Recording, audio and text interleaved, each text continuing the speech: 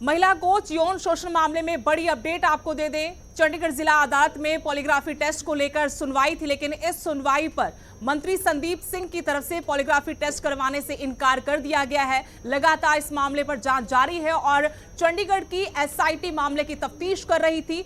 Chandigarh police की तरफ से पॉलीग्राफी टेस्ट को लेकर याचिका कोर्ट में लगाई गई थी, जहां संदीप सिंह के वकील ने कहा कि संदीप सिंह इस मामले में पॉलीग्राफी टेस्ट नहीं करवाना चाहते, इसे सबूत के तौर पर इस्तेमाल नहीं किया जाता, बल्कि सिर्फ संदीप सिंह को परेशान करने के लिए ही पॉलीग्राफी टेस्ट करवाया जा रहा था।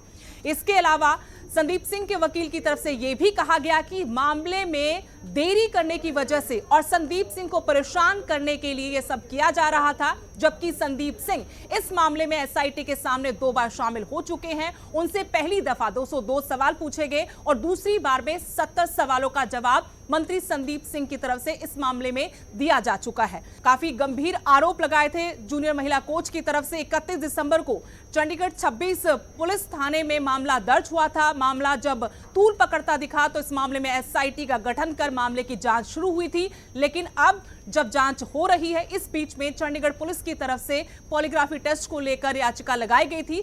संदीप सिंह ने अपने अधिकार का इस्तेमाल करते हुए इस टेस्ट को करवाने से साफ इनकार कर दिया है। जवाब पेश किया गया है और क्या फैसला हुआ? देखिए, ऐसा है जी, prosecution has moved an application for polygraphy test. We have given our reply and we have denied the consent for giving that test. We have made 3 submissions that polygraphy test has no evidentiary value.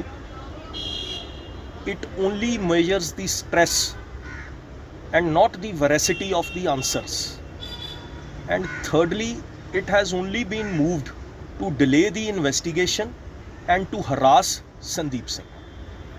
And the Sandeep Singh has a right under Article 20 subclause 3, which he has invoked and refused to give this test because it has no evidentiary value, which has also been admitted by the counsel for the complainant in the open court. तो क्या ये जो बात होगी ये उनके खिलाफ नहीं जाएगी कि संदीप सिंह इस टेस्ट से बच रहे हैं? नहीं, ये खिलाफ तब जाएगी ना जब इस टेस्ट की एविडेंशरी वैल्यू हो। इस टेस्ट की कोई एविडेंशरी वैल्यू नहीं है, क्योंकि ऑलरेडी 2 बार उन्होंने इन्वेस्टिगेशन ज्वाइन की है। एक बार 202 क्वेश्चन उनसे पूछे, एक बार 70 क्वेश्चन पूछे। पूरी इन्वेस्टिगेशन में उन्होंने शामिल हुए हैं, जब भी पुलिस ने बुलाया वो गए हैं। अब दिक्कत क्या है कि because there is no evidence to corroborate the offense, that is why this application is only moved to harass Sandeep Singh. Once this polygraphy test has no evidentiary value, it can only measure the stress and not the veracity of the answers. और ये मैं नहीं कह रहा, ये supreme court की landmark judgement है SLV की, जिसने ये डिस्कस करा कि इस टेस्ट की क्या वैल्यू है। तो दूसरे पक्ष का ये कहना है कि अगर संदीप सिंह सच कह रहे हैं, उनके बयान सच्चे हैं, तो उन्हें इस टेस्ट से दूर नहीं होना चाहिए। सर, ऐसा है, उनके लॉयर ने भी कह दिया कि इस टेस्ट की कोई वैल्यू नहीं है। ठीक है ना, लेट अस टॉक लीगल।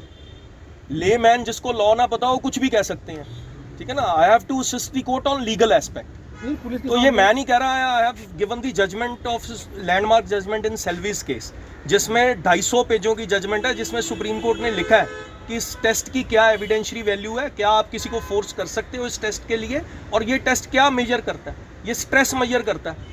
तो सर जैसे जांच अभी ये तो हरासमेंट है sir, it is both ways.